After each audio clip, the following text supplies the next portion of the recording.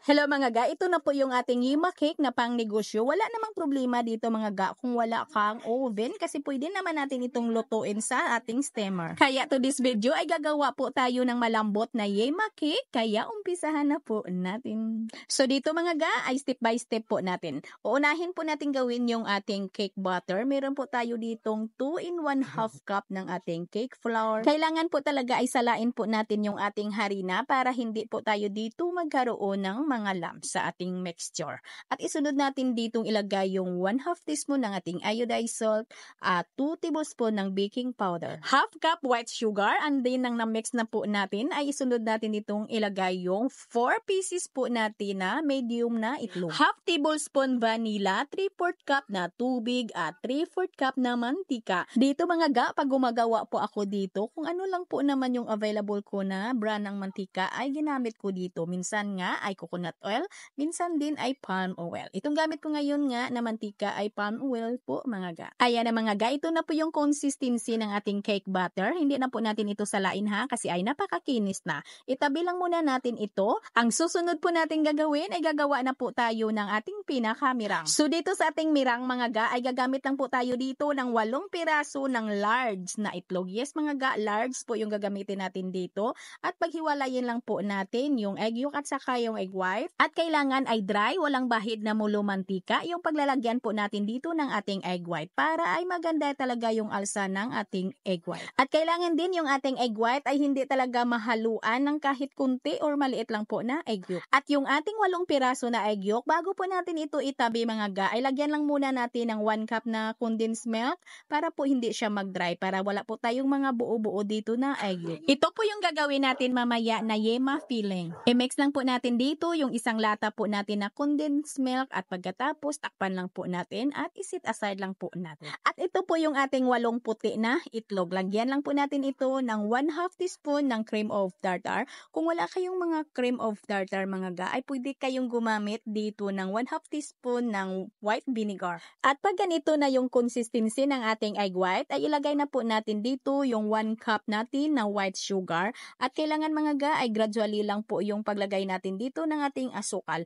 Utay-utay lang po talaga yung paglagay natin dito. At nang nailagay na po natin lahat, ay i-transfer na po natin sa pinaka-high speed yung ating stand mixer hanggang sa ito'y maging medium spec na yung matibay na po yung ating mirang. Na yung itaob po natin ay hindi na siya mahuhulog. At ilagay na po natin dito sa ating cake batter yung ating mirang at hindi lang po natin ito iubos agad lahat mga ga. Bali 3 hati po yung paglagay natin dito. Kukuha muna tayo ng kaunti and then fold po natin.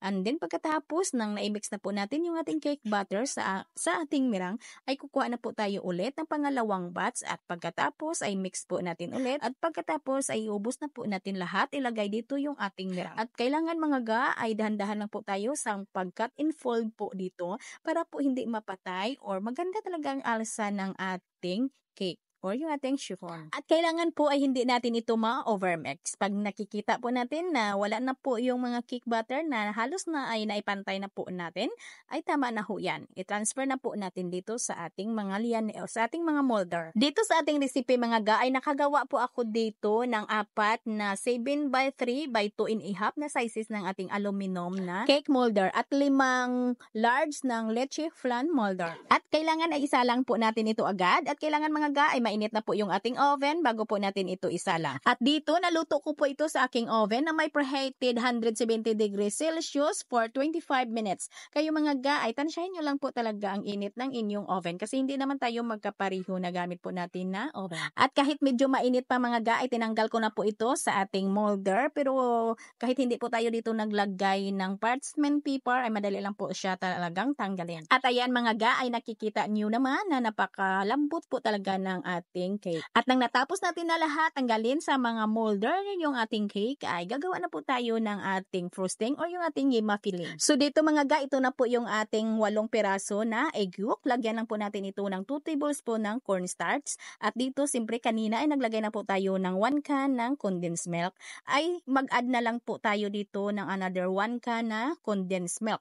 Bali, 2 lata na po yung nailagay natin dito. Kasi 2 lata po yung kailangan natin dito. At maglagay po tayo dito ng 1 can na evaporated milk or 370 ml po yung timbang ng ating evaporated milk. At 1 teaspoon ng ating vanilla extract, and then haluin lang po talaga natin yan. At pagkatapos ng nag-well combine na po yung ating mga ingredients, salain na po natin.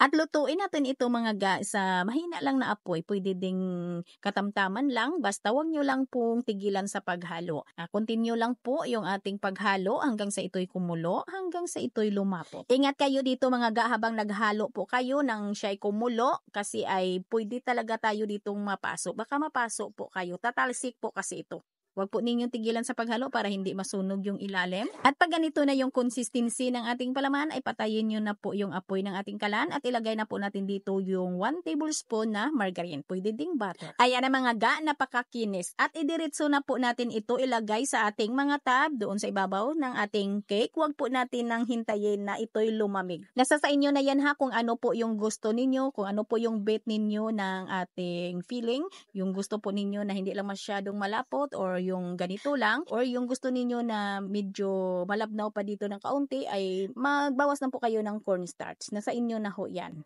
At gumawa din ako ng kalahati ng ating recipe at dito ko niluto yan sa ating steamer. Ito po yung kalalabasan po ng ating steamer. Balilutuin po natin sa katamtaman lang na apoy ng mga 20 to 25 minutes. At yung ginawa nating palaman mga ga ay nakapaglagay pa ako dito sa 6 na piraso na medium sizes ng leche flan molder. Yes, medyo marami po yung nagawa po natin na palaman sa ating 8 piraso na egg yolk. At dito gumamit lang po ako ng deliquiso na brand ng ating cheese. Ayan mga ga, medyo makapal na yung paglagay natin ng ating yema filling. Kayo mga ga ay pwede talaga nakapalan pa ninyo para lalo talagang sumarap. Ayan, napakalambot mga ga at napakasarap. Sana masubukan po ninyo yung ating recipe ngayon at nang kayo din mga ga ay kumita. Sana ay nagustuhan din ninyo yung ating video for today. Magkita-kita po tayong muli. Ito pong inyong Kainday.